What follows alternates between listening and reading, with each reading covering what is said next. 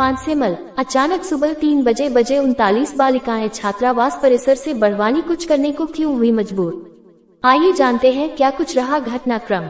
कन्या छात्रावास परिसर टाकली की छात्राएं भवन की मांग को लेकर छात्राएं भोर सुबह 3 बजे निकली पैदल। कलेक्टर से मिलने सूचना मिलते ही प्रशासन सख्ते में आया और तत्काल नायब तहसीलदार सुनील सिसोदिया स्पॉट पर पहुंचकर बालिकाओं से चर्चा कर समझा बुझाकर बालिकाओं को वापस लाकर छात्रावास के सुपुर्द किया गया। प्रिंसिपल संतोष पवार एवं नायब तहसीलदार सुनील सिसोदिया से पूछे जाने पर उन्होंने बताया कि छात्रावास परिसर जर्जर होने से कुछ बालिकाएं नाराज थी और परिसर में कहीं छत की प्लास्टर गिरने से छात्राएं भयभीत थी। इसी कारणवश बालिकाएं जिला बढ़वानी कलेक्टर से समस्या बताने सुबह 3 बजे पैदल निकल पड़ी। ऐसा कहना है प्रभारी प्रिंसिपल संतोष पवार एवं नायब तहसीलदार सुनील सिसोदिया का। वहीं इस घटनाक्रम में सूचना मिलते ही प्रभारी एसी साहब श्री विवेक गुप्ता जी कन्या शिक्षा परिसर पांसेमल के टाकली पहुंचकर मामले का संज्ञान लेते हुए घटनाक्रम की जांच के लिए एक टीम गठित किया जाना बताया गया है, जिसके परिणाम जांच पश्चात अपेक्षित है।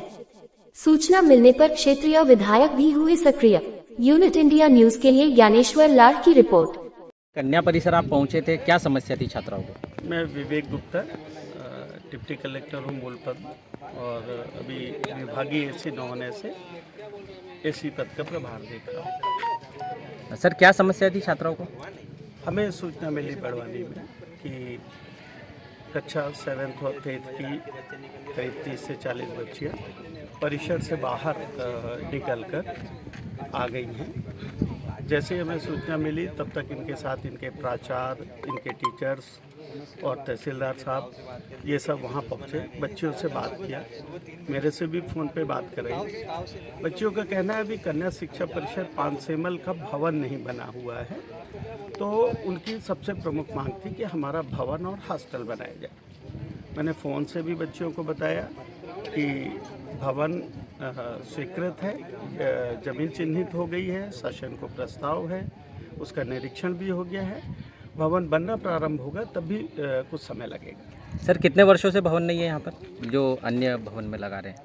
अब अभी तो भवन स्वीकृत हुआ है, हाँ, और जब से ये भवन कन्या शिक्षा परिषद पांसेमल शुरू हुआ है तब से भवन पे लगा। कितने वर्ष हो गए सर?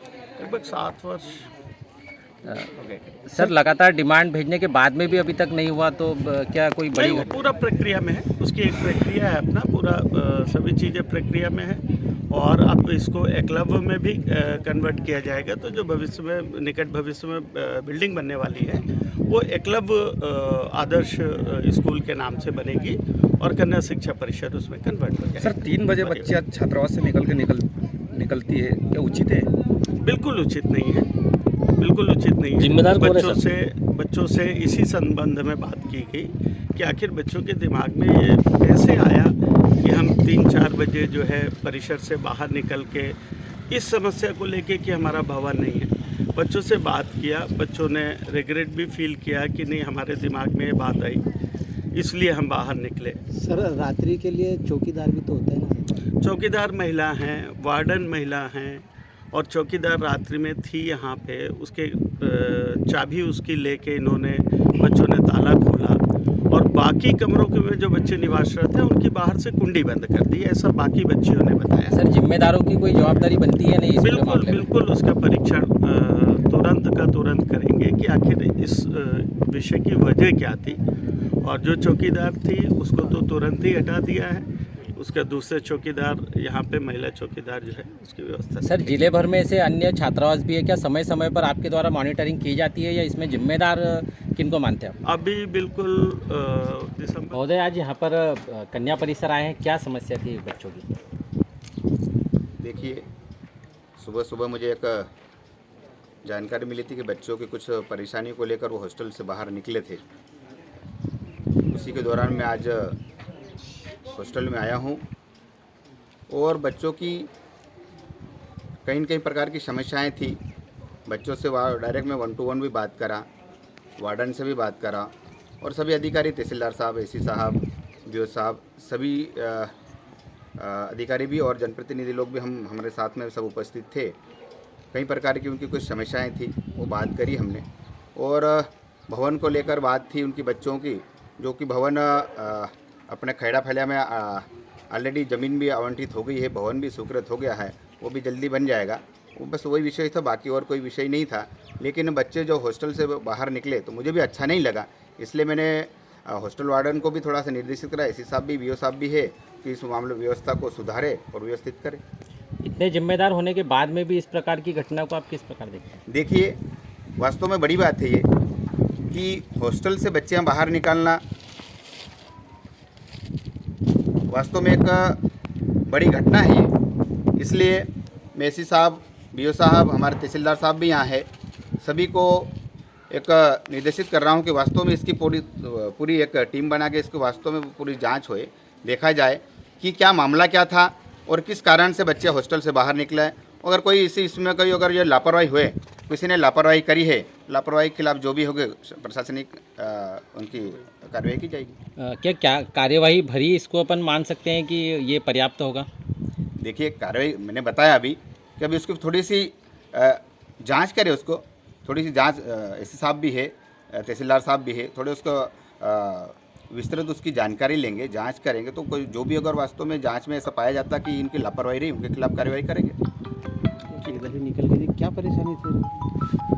मैं संतोष पवार, प्राचार्य कन्या शिक्षा परिसर 5 मुझे प्रातः वार्डन मैडम का कॉल आया कि सर कि कुछ लड़कियां अपने हॉस्टल से गायब हैं।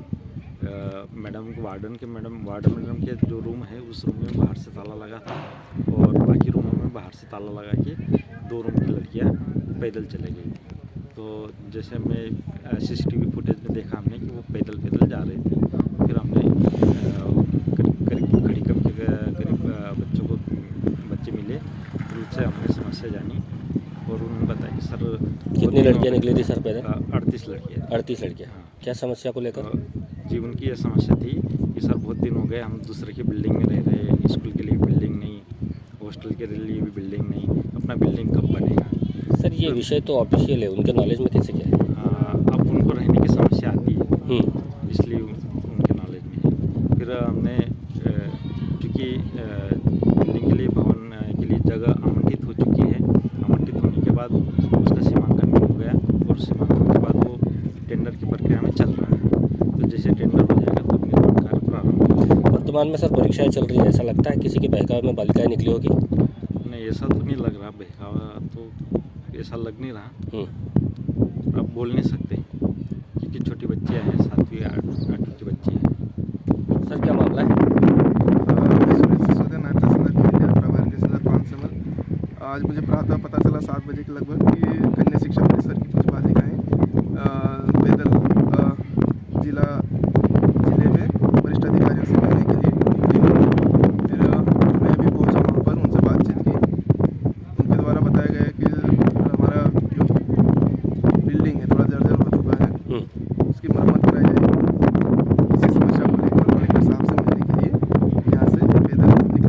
अच्छा सर, मौके पर पहुँच कर आपने क्या कार्रवाई की? समझाइश दी गई कि अभी आपकी एग्जाम भी चल रही है और जो भी होगा मैं देखूंगा आपका बिल्डिंग और उसकी मरम्मत करवा देंगे। मेरा नाम सेवंती बारिया है, मैं कक्षा 8वीं में पढ़ती हूँ। हमारी हॉस्टल छोटी है, ये समस्या लेकर हम बड़वानी जाने के लिए गए थे, पर हमारी हॉस्टल नहीं बन रही। हमारी हॉस्टल खुद की हॉस्टल नहीं, हम दूसरों के हॉस्टल में रहते हैं।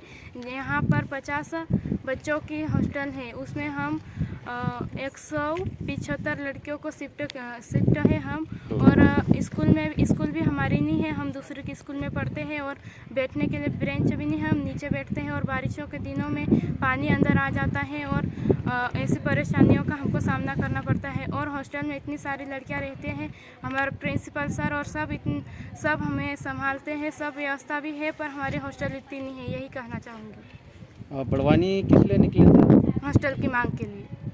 कहाँ तक चले गए थे पैदल? खड़ी खाम। खड़ी खाम। कितने बजे निकले थे बेटा? 3 बजे। सुबह 3 बजे? यस। अंधेरे में? यस। कितनी लड़कियाँ निकली थी बेटा? 39। 39। ठीक।